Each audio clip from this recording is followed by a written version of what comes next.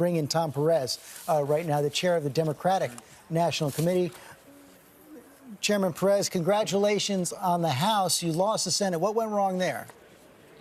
Well, the map was historically challenging, George, and so we knew going into it that it was going to be a tall order.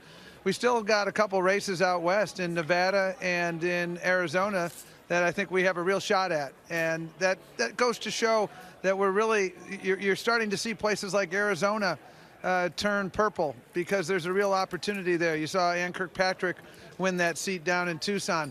And we've become a 50-state party again. I mean, you look at Kansas, and we picked up a seat there. And we picked up the governor's residence there with Laura Kelly. 4 out of the 5 governor's flips from red to blue are also women. So your point about 2018 being the year of the woman, that's also true in state houses as well. So I'm bullish because we needed to have a check and balance in Washington. We always knew the Senate was going to be a tall order, but we were confident about the House. And California hasn't reported anything yet in terms of their results, and I think we're going to pick up a number of seats there. So you just repeated the same phrase we heard from Leader Pelosi, check and balance. What is the #1 thing you want to check about President Trump? Well, we need accountability. I mean, remember when Barack Obama was president, the definition of a scandal was when he wore a tan suit. I mean, here, how many agencies have had leaders who've either had to leave or, frankly, should leave because they've been engaged in, at a minimum, ethical misconduct and possibly criminal misconduct? It is a culture of corruption that engulfs this administration, and we need that accountability. But what we're going to be fighting for, right at the outset, as Leader Pelosi pointed out, is infrastructure. Protecting people with pre-existing conditions, making sure we can create good jobs across this country that pay a decent wage, making sure we protect our dreamers. We're going to go right to work on the issues that matter most to people. I've heard a lot about education from folks. You saw that upset victory in Oklahoma in the congressional race tonight. Well, we helped flip 4 state house seats there last year. And the big part of the challenge in Oklahoma, George, is that there's tens of thousands of school kids who go to school 4 days a week because Republicans have cut funding for education through the bone. And so that's why people are willing to take a look at the Democratic Party, because we're fighting for the issues they care about. Realistically, can anything actually get done given the fact that Republicans have increased their majority in the Senate? Well, I worked for Ted Kennedy in 1995 through 98. It was divided government. After 1994, they said that you're not going to get anything done.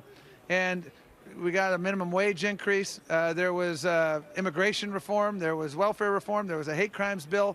There was a lot of things that got done because Democrats were willing to work hard in a bipartisan fashion. Leader Pelosi said tonight, we are absolutely willing to do that. It absolutely takes 2 to tango. And the question presented is going to be, will this president and will Mitch McConnell be willing to stand up to their far-right flank of the Republican Party? I hope they will. Which Democratic Party won tonight? We saw such diverse candidates. You saw some candidates on the very, very progressive, extremely progressive, other candidates trying to go right down the middle of the road.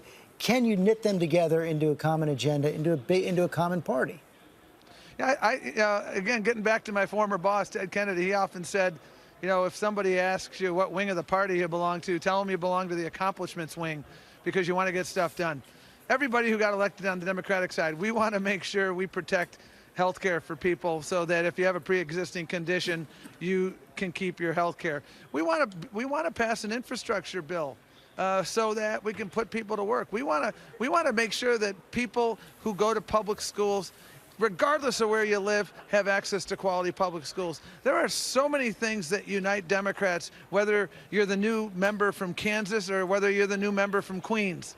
There are so many things that unite us, and those are the things we're going to continue to work on. It seems like Florida is breaking the hearts of Democrats again. A Republican is going to be governor of Ohio. Again, 2 such key states in a presidential race in 2020 coming up. What's gone wrong for the Democrats in Florida? Well, we've got to keep organizing, and we came up just short in that governor's race. We put a lot into it.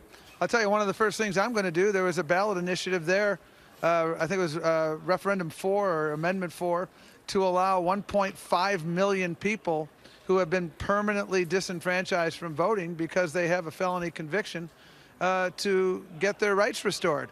And it passed with a solid bipartisan majority. I'm going to make sure that people who've paid their debt to society can vote. We saw this in Virginia. Terry McAuliffe led the way there. We've got to make sure that we expand those opportunities, and we're going to continue to work hard in Florida and elsewhere. And I'm heartened by the fact that we won 5 seats, and there's another 4 or 5 that are still in play as you and I sit here at 12:30 or 12:40 East Coast time. And that's a pretty good year for Democrats. That's a very good year.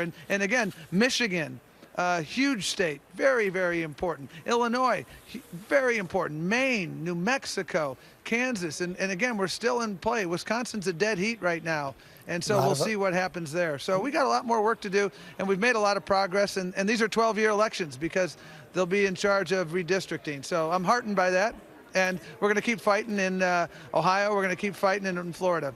And a lot more votes to count. Chairman Perez, thanks very much. Pleasure to be with you.